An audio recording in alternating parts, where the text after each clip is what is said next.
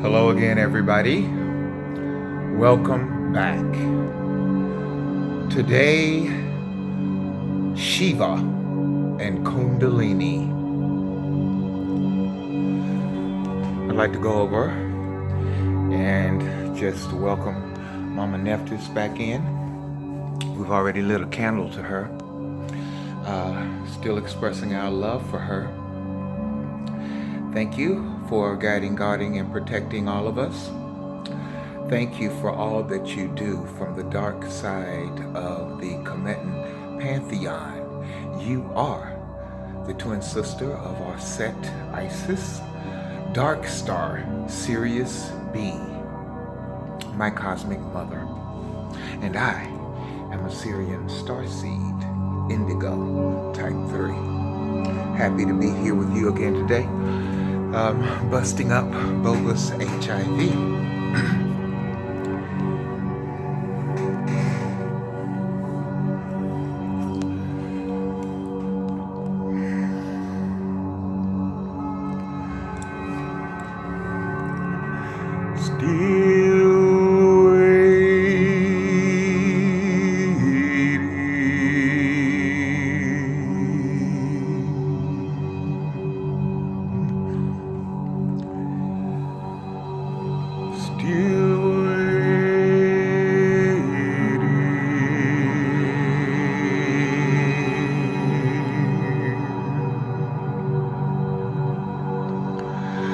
Still waiting,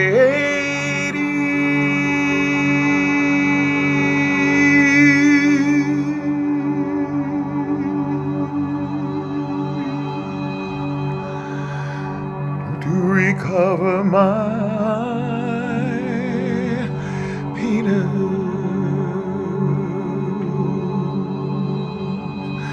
since that bogus HIV positive diagnosis 23 years ago. I have been living in trauma, yet I am a transcender.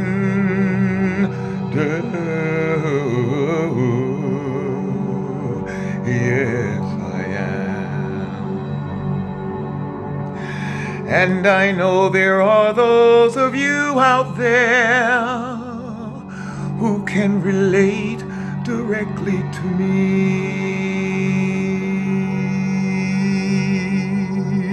Your life turned upside down.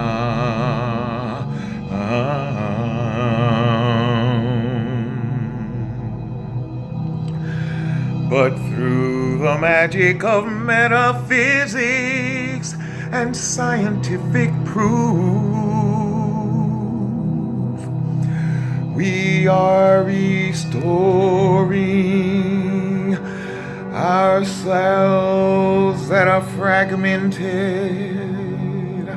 our families that were broken. We're bringing them back together with truth.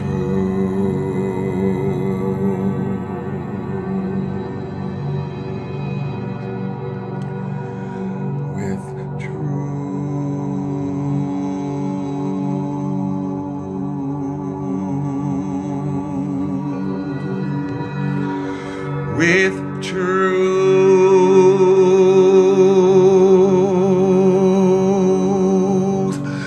with truth,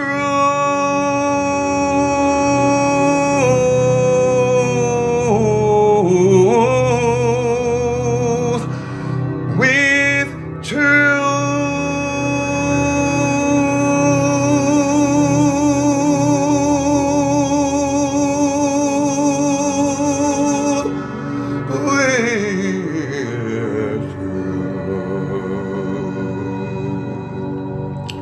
We've learned to love ourselves no matter what happens in this life or world. That's how important our soul is.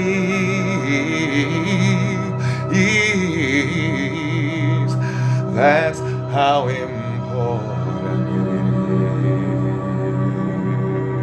is. Nothing can happen in this illusion to ever make us ever forget that again. And we have Mama Nephthys to thank for it.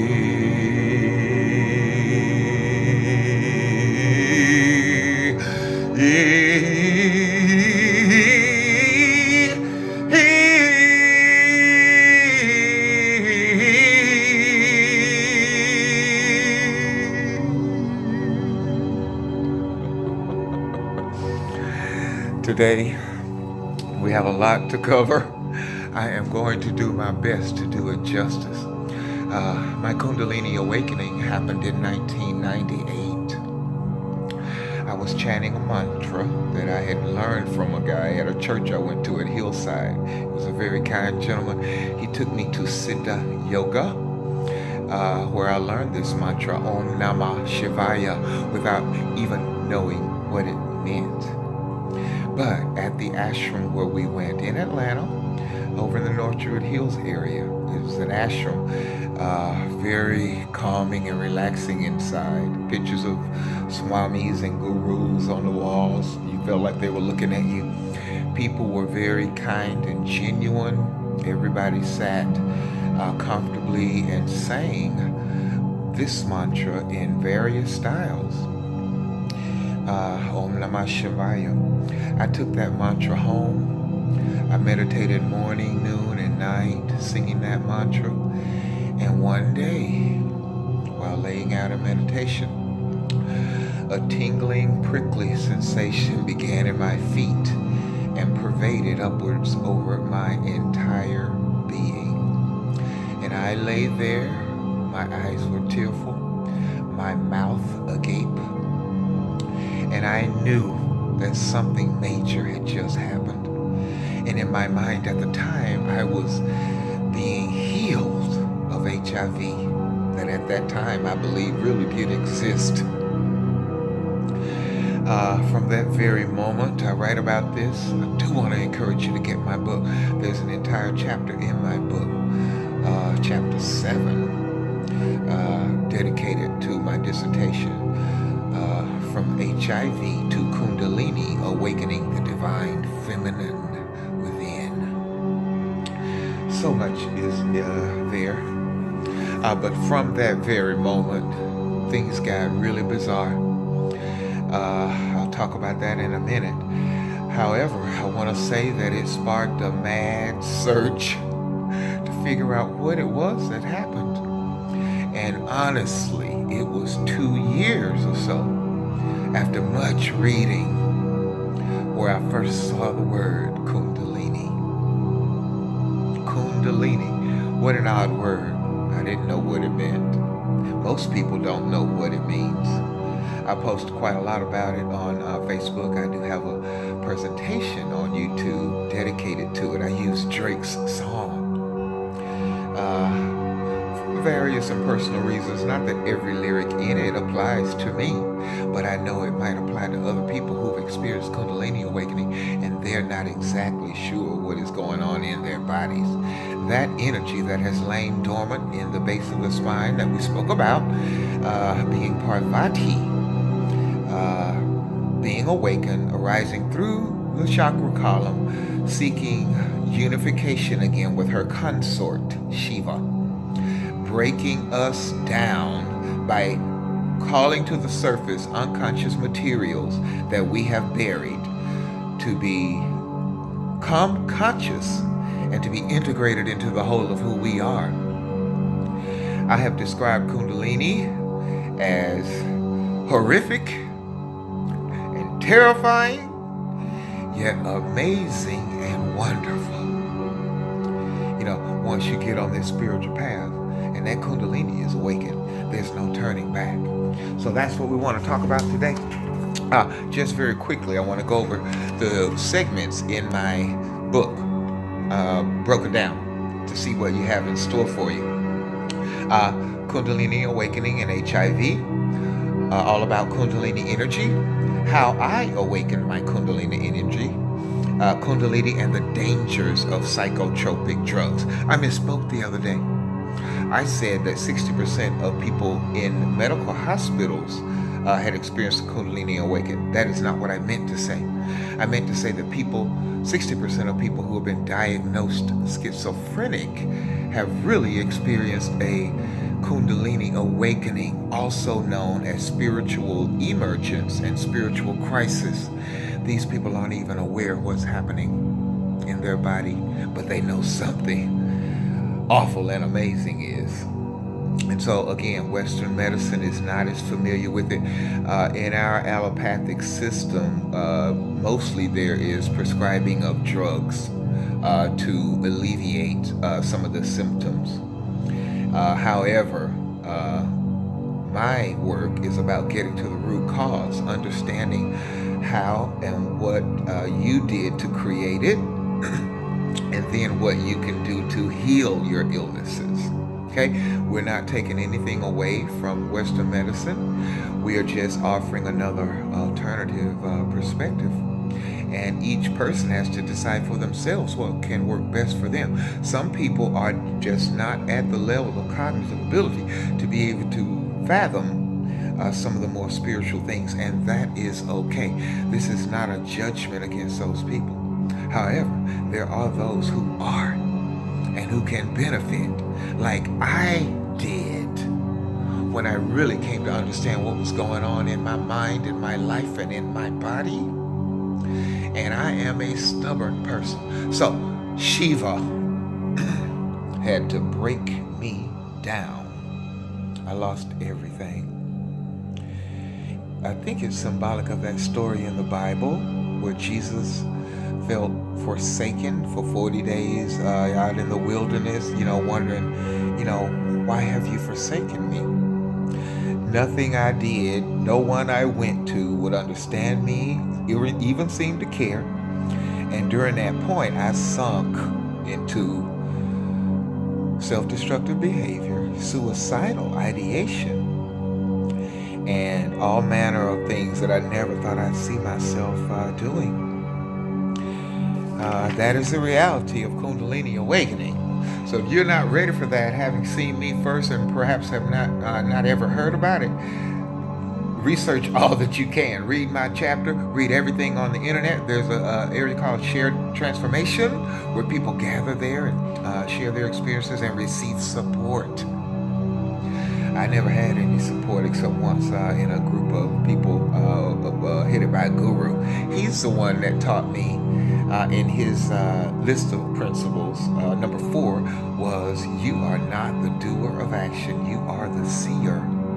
It is all mother's play of consciousness. And every now and then you get a glimpse of what that really means. And you realize you're just riding the waves, the crests and troughs, observing what is happening. But she has written the play. Mama Nephthys is a part of that archetype of consciousness. I love her for all she does for me. But anyway, the other sections are quickly bizarre occurrences. We're going to go over some of those in a minute. I printed out some pictures that may help jog my memory and explain to you how bizarre they are. Poetry. I wrote a poem called Beyond the Body. Again, the other day we spoke about astral travel and out-of-body experiences, soul travel. Those type of experiences I shared in the book. Spiritual focus. Kundalini is a purifying energy. It is fire. And so when you see me posting water, going to that water hole in Marion, Alabama, and coming back with a shopping cart full of ocean spray bottles filled with pure water, it is because I know that I'm not yet disciplined enough to eat properly like I should. And everybody that knows me knows I'm constantly going to the bathroom because I'm constantly drinking water, and my body is constantly in a purifying state. The times when I have gone without fish or chicken or pork or red meat, any meat at all, I can't even touch my car door, touch the light switches, the TV. I get shocked because that energy is moving. You wake up at night, various areas of your body are pulsating. You feel like something is reworking you from the inside. And after getting over it, you learn how to relax into it and let it do what it's doing, because it is turning us into something amazing. Woo! Now, that's the truth. Now, what that is yet, I can't tell you, but it is definitely going to work at all times. That's why I said, trust your body, get out of the way, and let it do what it does, because it is the gods within. Okay, as well in the book, The Wisdom of the Ancestors. I'm not going to go into detail everything. I really want you to order this book. Again, it is a lifetime resource. And it's not just about Bogus HIV, as you can see. And the Divine Feminine Within. We touched a little bit on that, about how that energy is being balanced in all of us, as well as in the planet. This entire planet is going through a Kundalini Awakening. Some people try to put that off as global warming, but we're all warming up. All right? And then I have a poem in here called Guidance Energy. I won't read that either. I won't want to spoil it. But I want to say this. Here's my chapter in the book.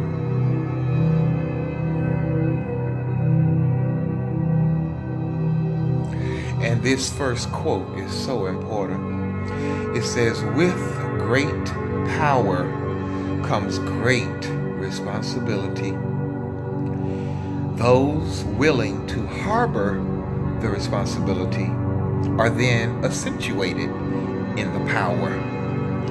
Those unwilling to harbor the responsibility will be consumed by it. So, Kundalini is no joke. It is not a frivolous meditation practice that I recommend anybody try without going into the research and deciding for yourself whether you think it is better for you to engage in this level of meditation.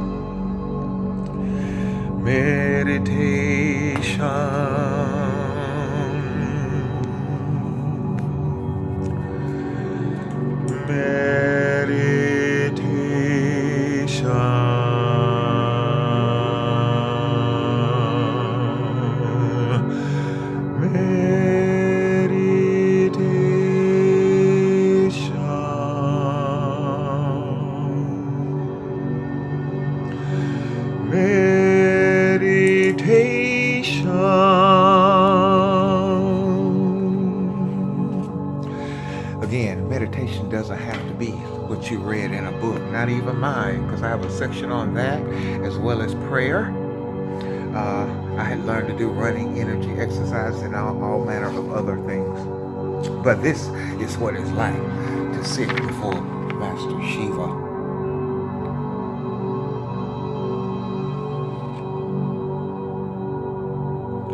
Remember the story about Shiva cutting off the head of the man who misjudged him, to teach him the lesson that a lot of times what we look down on in others exists within us, so to not be judgmental.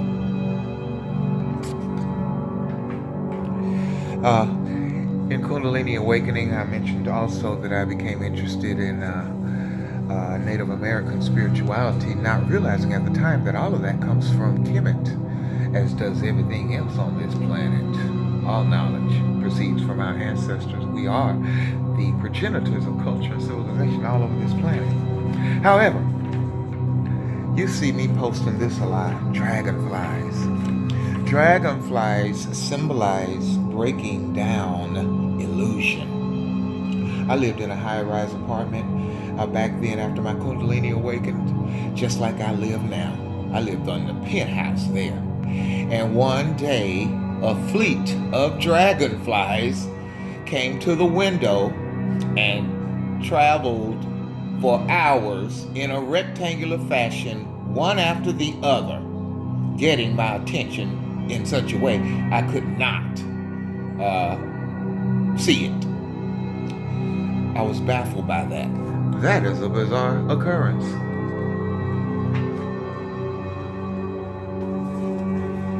One day a bee came to the window, the other window in that apartment, and that bee alighted in the center of that window, and it would buzz in one spot, and then it would shoot up into the air and come right back down to that same spot. And it did that for about 2 hours.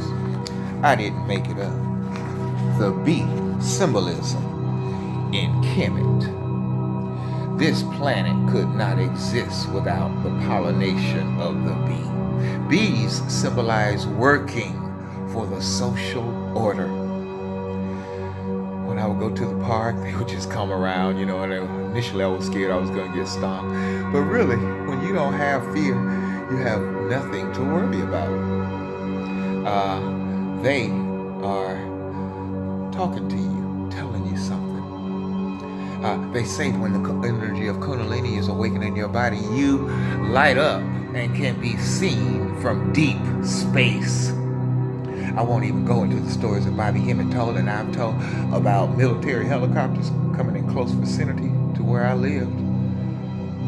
I don't know if meditations I was doing was creating some sort of energy or aura that they can see on their radars, and they came to see what was going on. Bobby Hemmett was in Oakland Cemetery, which was right by where I lived at that time on Martin Luther King. I used to go walking through there because you see so much of Kemet there. There are white people buried there, but they, of course, have inserted themselves into our history. I didn't even tell you the story about the happening at the post office the other day. It was a very kind gentleman.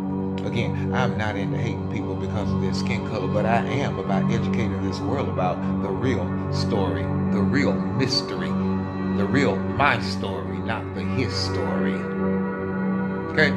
And I believe that until we acknowledge that, nothing is going to go right on this planet.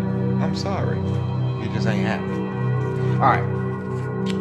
Butterflies. I told you all the story the other day of the black butterfly that came into the classroom and landed twice on my high heart. Well, one of those days where I went down to Marion to get water, I had to go alone. Usually I go with a friend of a friend who knows the area. I feel safer that way, especially in light of what is happening to alternative healers. I don't live in fear, but I am aware of my surroundings. But anyway, this day I decided to go alone. And in flew a black butterfly. Now in this picture, when I get close on it, you're going to see some blue on it. But what I saw was all black. She flew around me and then she landed right on the road. You can see the way I'm looking at it back there. There it is over there. But here she is. I believe it to be Mama Nephthys. She is a shapeshifter. Look how beautiful it is. And she stayed there the entire time that I had to unload, fill about 30 ocean spray water bottles and wipe them off to put them in my sports car, which I don't want to dirty up the seat. And what she did every time I went to look at her, she would just raise those wings like a queen, like a goddess, and then lower them just to let me marvel at how beautiful she is. And up and down and up time I was there. She didn't fly off. I told you, I don't think she likes to be photographed. I said, I'm going to get close to her. I'm going to get that ankh in there. Put my hand down there and let that ankh be right underneath her wings. And she flew off. I couldn't do anything but laugh. But the experience had already been made. Thank you, Mama Nephthys. Sometimes she comes as a ladybug,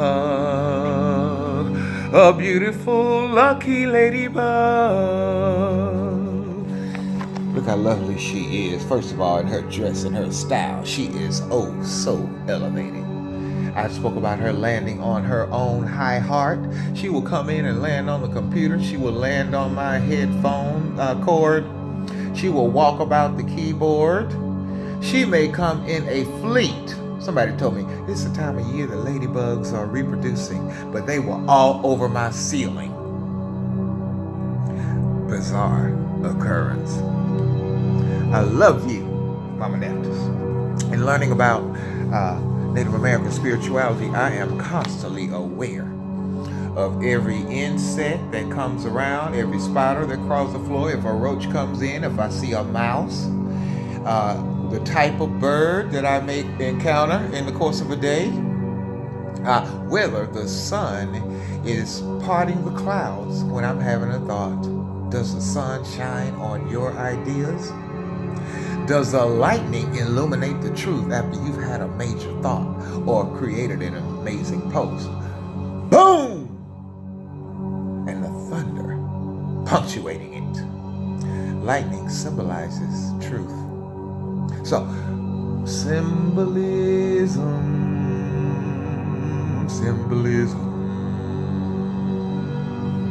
Everything has symbolic significance, like the parts of the body, the organs of the body, serve spiritual symbolic significance.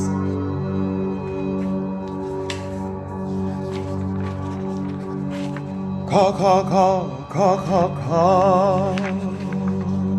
And I'll wait a little while. Call.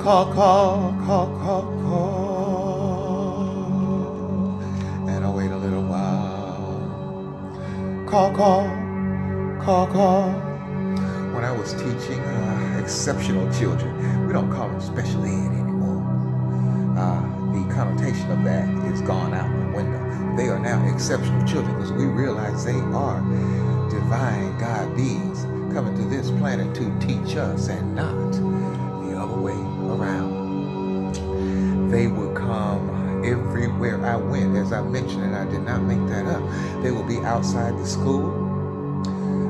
They would be making their presence known when I was traveling between Atlanta and Montgomery, or Montgomery and Birmingham. They would be in my mother's backyard when I got there. They would be in the front yard when I stepped outside her home.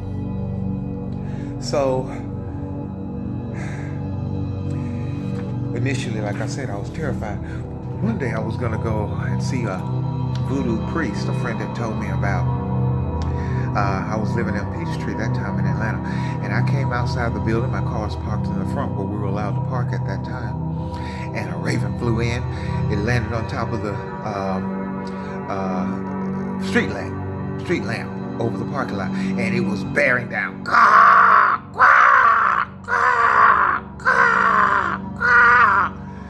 And I was taken aback, of course. And I went on to see that guy. When I got in his home, and let's just say, for brevity's sake, it was not a particularly good experience for me. I always say, when something puts you in fear, it is not of God. Fear is a useful emotion. It alerts us to potential danger. But to have anybody to attempt to put you in a state of fear, maybe to sell a product or whatever. Like all these people with all these products claiming they can cure HIV and all that ridiculousness, and this new PrEP thing they got out now. Only what I call sheep will fall for stuff like that. We are moving into self-empowerment. Just one more story about a strange, bizarre occurrence, which is not in the book because so much happens all the time. That book, again, was finished in 2015. I got up one morning and on the ceiling was a bug. I didn't know what it was. I took a picture of it. I posted on Facebook. Somebody said, that's a stink bug. I said, oh, okay. So like I'm prone to do, I'm going to Google it. What is the spiritual symbolic significance of the stink bug? First thing I learned, it is a scarab. It is a derivation, I guess you say, of a scarab beetle. The importance of this symbology in Kemet is awesome.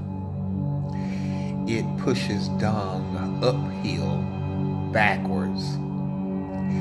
It symbolizes, in my view, life on earth, how we are in a struggle oftentimes to understand life, to deal with the trials and tribulations, and still become the lotus flower blossoming from the swamp puddle.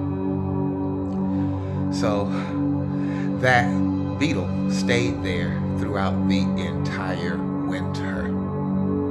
I had periods of fear. I said, maybe it's some sort of a government bug. You know, they got all kinds of things out there nowadays. But even that won't scare me. You know, I'm here in my home being human. You're not going to see me doing anything that a human isn't doing. So if you want to watch, watch. Spiritual entities can see everything we do anyway. So we can't hide even if we tried. Okay, so that's why we are growing in awareness of being mindful of our thoughts, words, and actions in every moment of every day. This is a level of higher consciousness we are being called to, and I know that if you're watching this right now, you're meant to be here, and you are just like me, rising in consciousness.